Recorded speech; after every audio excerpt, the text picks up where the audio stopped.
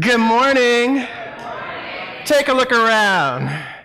See all the lovely faces that are here this morning.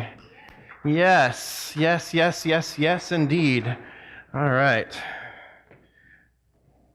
So how do you like all the music this morning, people? Isn't that fabulous? I want to thank Jubel and the guys for joining us this morning. Yes. I want to thank our celebration team for bringing the songs to us this morning as well. And I want to thank our fantastic choir for stepping up and stepping out. Awesome as well. Thank you. All right, so it is the month of March. Wow. And it's already been a year like we've already established. And so this year, what we're working with in the year 2019 here at Centers for Spiritual Living is we're working with the theme of spirituality in action. Spirituality in action. So what I know is that this community is active in their spirituality. Y'all just don't sit here and listen to me talk or somebody else talk. We actually get out in the world and we actually have an impact in the world. And we do that focused or centered on our focus statement. So let's say that together first, shall we? Right over here or up there. We embolden people to live their highest potential through the transformative power of love. Ooh, yes, we do. I have to tell you, I had the opportunity to go back to CSL GLV, CSL Greater Las Vegas, because last Sunday, and it was fun because so many of them had been here, right, for the installation, and they were so impressed that we as a congregation know our focus statement, know our mission statement, and they're like, wow. Because when they were sitting there, and then like all of you that Saturday was like, we embolden people to live their highest potential through the transformative power of love. They were like, rah! Right? So my old home church decided that they needed to start doing their mission statement out loud too. Woo! So yay, so that's a good thing. We're having a positive impact on the greater world. So this month, well, that's fun, but this month, the theme for the month that we'll be exploring for the month, and this month has 5 Sundays, so we'll have an opportunity to really dig deep into this topic. The theme for the month itself is be truthful in facts and motives. Let me repeat that. Be truthful in facts and motives. And that comes from Dr. James Forbes, the 10 the 10 prophetic principles, justice principles, 10 prophetic justice principles. And what we're also working with in that larger theme is we're working with the theme of integrity, and that's what we're talking about here this morning. But before I get into the theme of integrity, I do want to honor some folks who have been on their own spiritual path of awakening and journey, who have taken classes here at the center. And this particular group was a wonderful group that I had the opportunity to facilitate this class last fall, and it was Igniting Your Life with Bible Wisdom. And so I'd like to honor those of our members and our beloveds who took the class and who completed the class. So as I call you up, go ahead and come up and somewhat quickly. So I'm going to break her out of her meditation over here. The first one is Susie Amons. Thank you. Francis Drake, Mike Kataoka, Chester, and Tamaro Ralston, Tony Richardson, and then I'm just going to come over here to the corner, Dinah Williams, Stuart Williams, and then marching all the way over here, Casey Wilson. All right, I've got my 10,000 steps in this morning, all is well. All right. Integrity. We had a great conversation about it this morning at the morning table that we always do every Sunday morning at 9 a.m. But we had a great discussion around integrity and what does integrity really mean? How do we define integrity? What does integrity mean to us? And how do we go about living that out into the world, right? So when we were looking at that and we were discussing it, one of the ideas around integrity that came forward was honesty and being honest, right? And so that ties into the overall theme of being truthful in facts and motives, but being honest. Another idea that comes up in that is the quality of being morally upright or having moral basis, standing in your own morality, whatever that means for you, but a moral upstanding, if you will. And then the other idea of integrity that came through is, and all these are also dictionary definitions, by the way, but the other idea of integrity that came through is an undivided wholeness. It's an undivided wholeness. And when we talk about that, we talk about wholeness, we talk about oneness here a lot. And when we're looking at an undivided wholeness, what we know is that there is that which is within all of us, that is in back of all of us, that is the very essence of who we are and what we are, and that is the power and the presence of love. And how that shows up is individualistic. It's individualized, not necessarily individualistic, but it's individualized as each one of us and as all of creation. So there is an integral piece, each one of us is an integral piece to the integrity of the whole being, to the whole of creation. If one of you was not here on the planet, then there would somehow be a less than almost. That your integral piece of who you are would be missing from the presence of humanity as it exists now. It doesn't diminish it, but it would be almost feeling incomplete. Now, is it really incomplete? No, but it has that feeling for us of being incomplete without you. So each one of you is a valued person, each one of you is a valued being of light and of love. And that is who you are, and that is who you are to us in this community.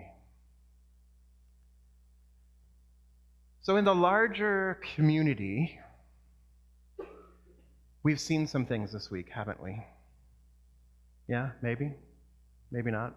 Maybe I'm the only one that's been paying attention on Facebook. I don't know. Earlier this week, the United Methodist Church, now are we tracking? Earlier this week, the United Methodist Church at their special conference, their special conference, if you will, or convention in St. Louis, voted to uphold the traditional plan. That's what it was called, the traditional plan, in which the organization has chosen to continue to align with the idea that LGBTQ people are not equal. That LGBTQ people cannot serve as clergy. That LGBT people cannot get married in their sanctuaries. And if they do, if the churches do allow this, then the churches could be expelled from the larger organization. And if there are LGBTQ clergy, which we know that there are, that they too could be expelled from the larger organization. So let's just breathe that in.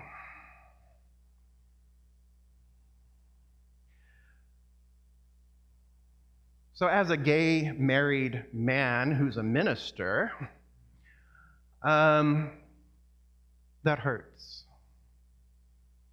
It hurts. I'm not going to lie.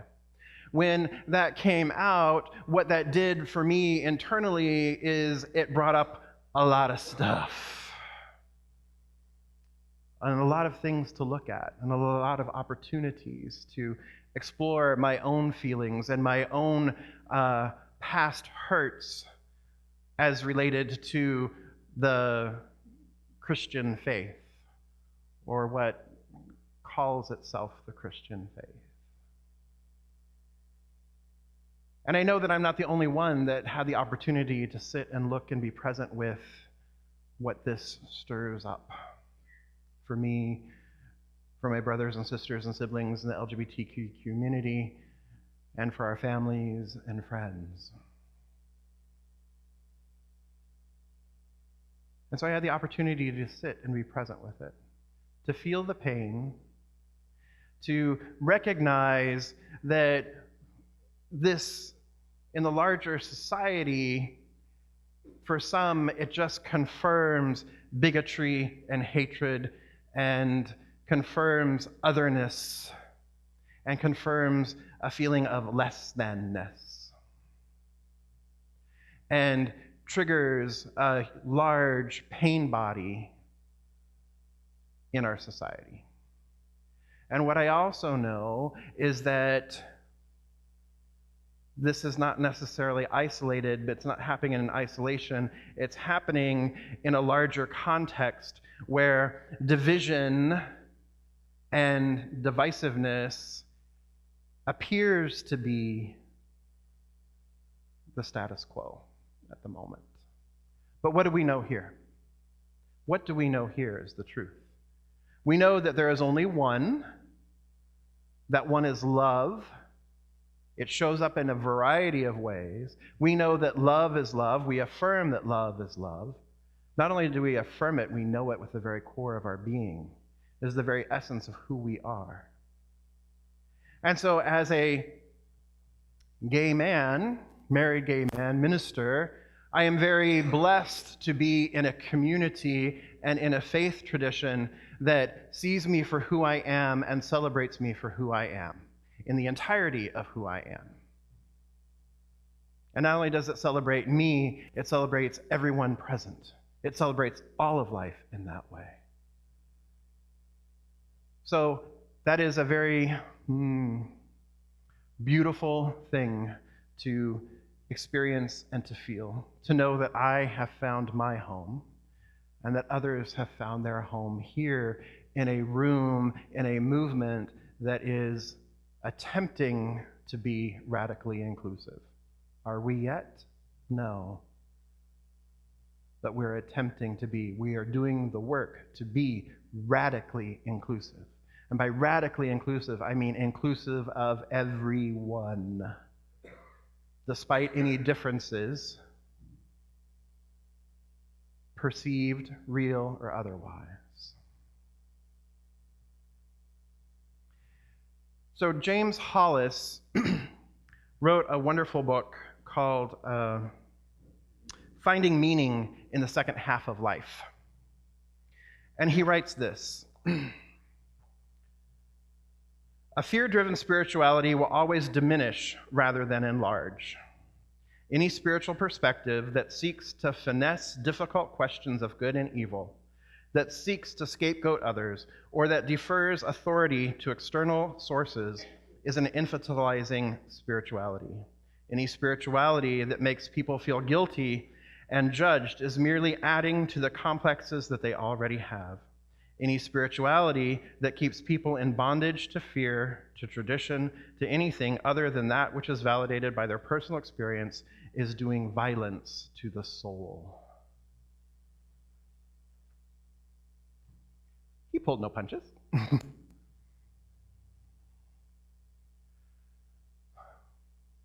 So as I've been sitting with this all week, yes, that could be a condemnation of UMC, of the United Methodist Church. And yet, what I know is that I belong to a faith community that does not feel that way.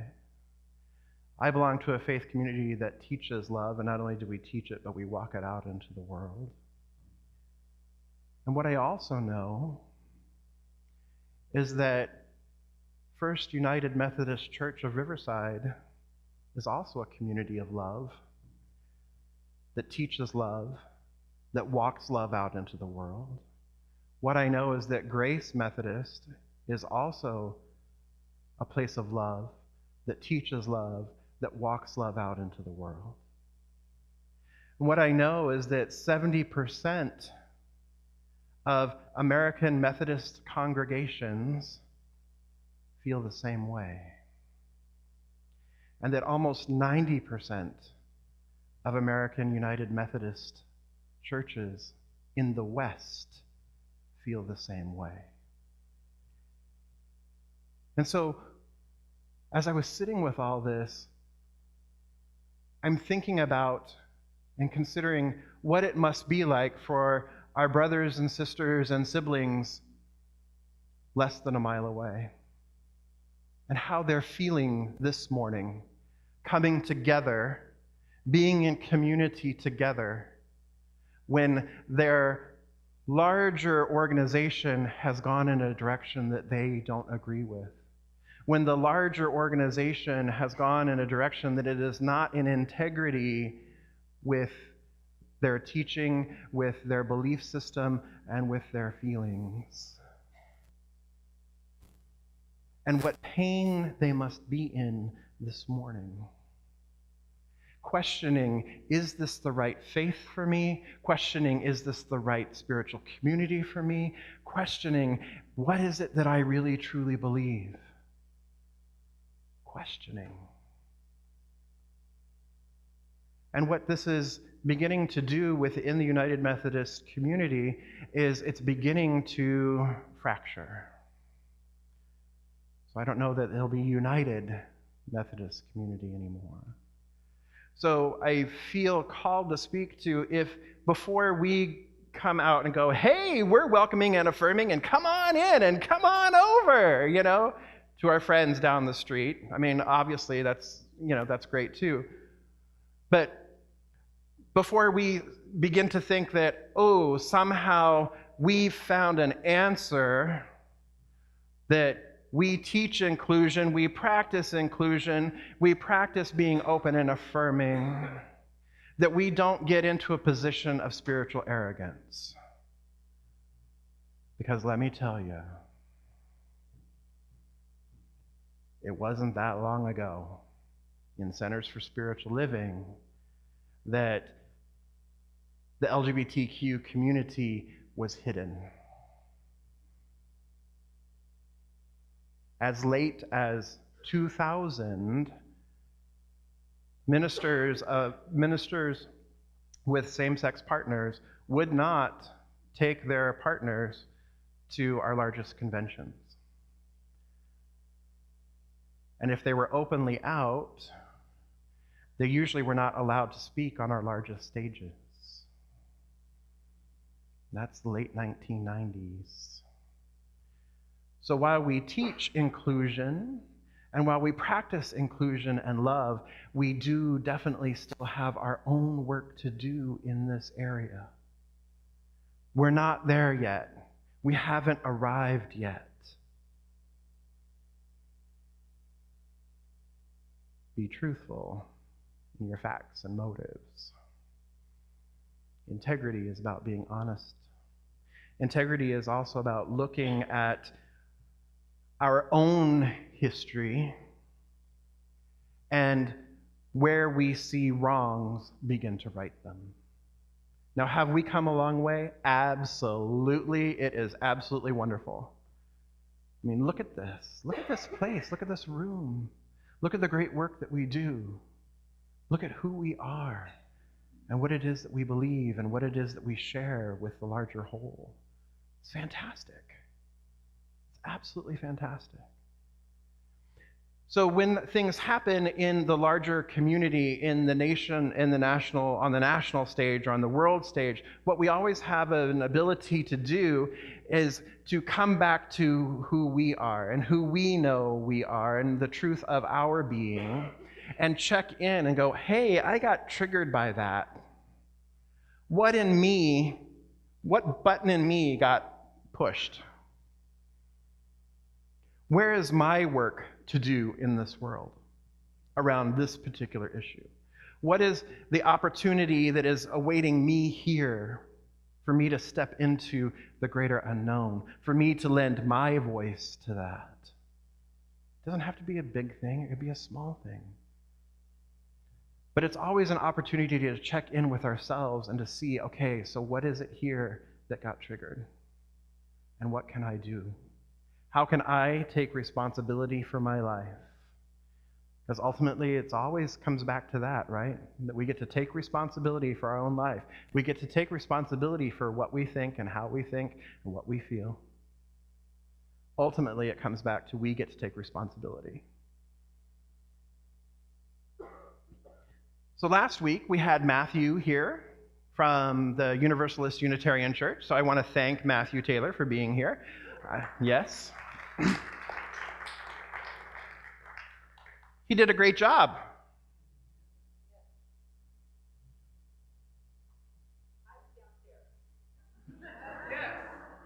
All right, so yes. So I'll try that again. He did a great job. All right, okay. And he brought a different perspective. He brought a new perspective. He brought a fresh perspective as well. And I heard feedback. Which is good. I heard a lot of positive feedback, and that was fantastic. And I had an opportunity to watch his talk and to hear him speak truth to power, and to hear him speak his truth, and to hear him stand in integrity and speak, and do so quite beautifully. And there is really nothing in what he shared last week that I haven't said on the platform myself, that I haven't shared as well. He did it a little bit differently, but the ultimate message was a message of interdependence, was a message of recognizing who we are, who we have been, where we are currently, and where we're going, and recognizing our independence and our oneness with each other and the necessity of working together. And you all finished off with the lyrics to the song made popular by Hezekiah Walker of "I Need You to Survive," right? It was beautiful. I could feel the love in the sanctuary, coming through the video screen.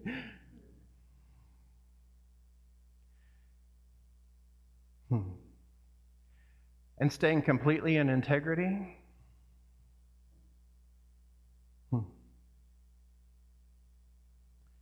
It was interesting to hear the not so positive feedback. And I got to sit with that and say, what's here? What is up in our community? Because I'm looking at our community. I'm looking at, our beloveds here. So what is up in our community? Or what was up in this one person or these couple of people that felt the need to share what they shared? And what I came to, well, there's several things I came to. But one of the things that I came to was that within our community, there is still unconscious bias. Within our community, there is still that feeling of otherness. Within our community, there's still a barrier to hearing a tall, big, strong African American man speak his truth from this platform.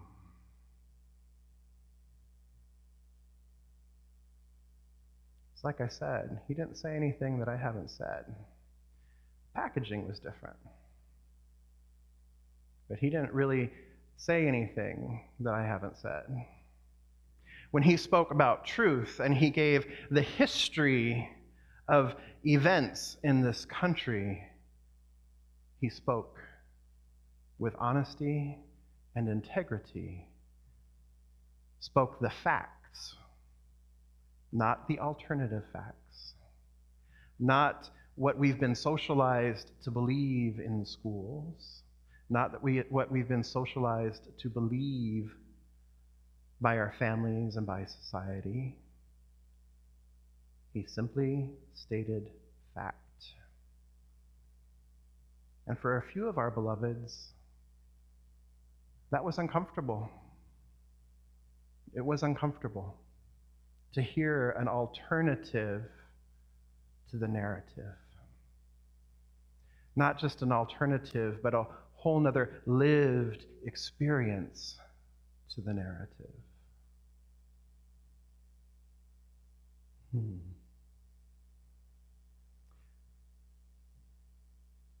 And some of this feedback came in a way that I usually don't receive feedback. It came anonymously.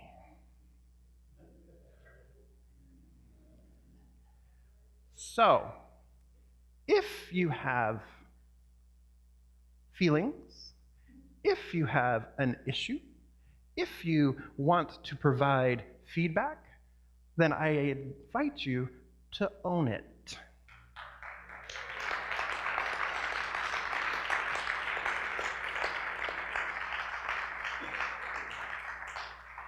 The only way we can have a dialogue, the only way we can experience any kind of change, the only way we can move forward and come to a larger understanding is to actually engage in dialogue. And we cannot engage in dialogue if you're going to hide behind a piece of paper or if you're going to hide behind Facebook.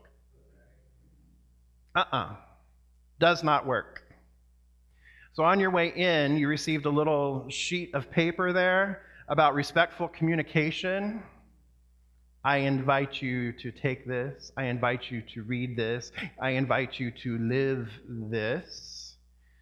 And any kind of communication that you wish to have in our community, I invite you to look at this respectful communication written by Reverend Dr. Edward Viljoen in CSL Santa Rosa. Talk to the person. And then let them talk to you. Listen, be available. Don't go out there gossiping and yapping in the parking lot or in the Johnson Hall or on Facebook or any other forum, right? That does no good. It just perpetuates. So we have the opportunity to sit face-to-face or to engage face-to-face, one-on-one. And is that scary? Hell yeah, it's scary. But you know what? That's the only place change is going to happen. It's the only place it can happen. It's the only place that real dialogue can be engaged in. And if it's confidential, keep it to yourself. And if I tell you it's confidential, don't expect me to tell you. It's not going to happen. There's a whole list there. I invite you to take it and really work with it. And work with it also within your own spheres of influence in your life. This kind of communication opens up a dialogue. It allows for dialogue to happen. It allows for real communication to happen. It allows for deep listening to happen. And allows for mutual respect. So take it, read it, memorize it, embody it, use it. Got it? Yeah.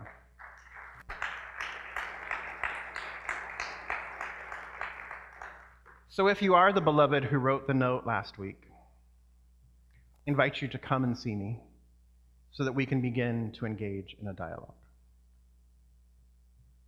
Okay? It's all about standing in integrity and being in integrity. And the book for the month is Howard Thurman's The Inward Journey. If you don't have a copy of it yet, I highly suggest you get a copy of this phenomenal book by this phenomenal man. And I want to share something with you. I don't usually read to you, but Dr. Thurman says it far better than I could. So this is from Essay 86, The Integrity of the Person. There is something strangely comforting and reassuring about the private pretensions under which we live.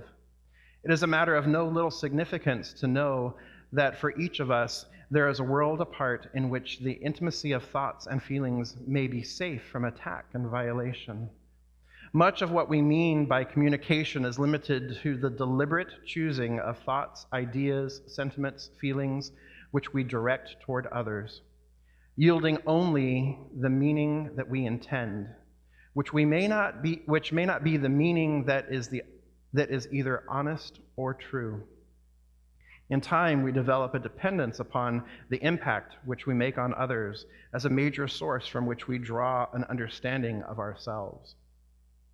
A crushing part of the sophistication of modern life is the phenomenal rise in the feeling for a protective covering that will make the integrity of the act an awkward procedure. Why is it that we are embarrassed by simple honesty and directness in our communication with another, and yet hunger deepens and becomes more and more insistent for ridding ourselves of the tremendous burden of pretensions? We long for relationships in which it is no longer needful for us to pretend anything. The clue to the answer is in the awakening within us of the sense of our living our lives consciously in God's presence. The habit of exposing the life, the motives, the dreams, and the desires, and the sins, simply missing mark, the sins all to God makes for the integrity of the person, and out of the integrity of the person flows the integrity of the act. So what Dr. Thurman is sharing with us here is that when we are in integrity with ourselves, when we are in integrity with the divine nature of our being, when we are no longer fronting, we're no longer pretending, we're no longer using our pretensions, and we allow ourselves to be vulnerable, and we allow ourselves to live in right alignment with the divine nature of who we are, then every act then follows in integrity as well, because we are living from that place of wholeness. So it's up to each of us to do our own work, whether it is on the national or international level and things that arise for us, whether it is in a community setting like here at our beloved center, or whether it is in an interpersonal setting. We each get to own our stuff. We don't get to hide behind it. We don't get to hide behind our stories. We get to own it, become aware of it, and then we don't get to hide behind it. We get to move forward from it, learn and grow from it, experience the opportunity and the gift that has been given already with that awareness and that opportunity for growth. But first, we have to own it. Own your stuff. Except shift that other word, stuff. Okay? Your old BS, your old belief system is not going to continue to work. And your old BS, the other BS, is also not going to continue to work. We get to own it. And then we get to be in integrity with who we are, what it is that we believe, what it is that we say, what it is that we do, and every action. Because we're coming from that place of love, that place of oneness. And so it is.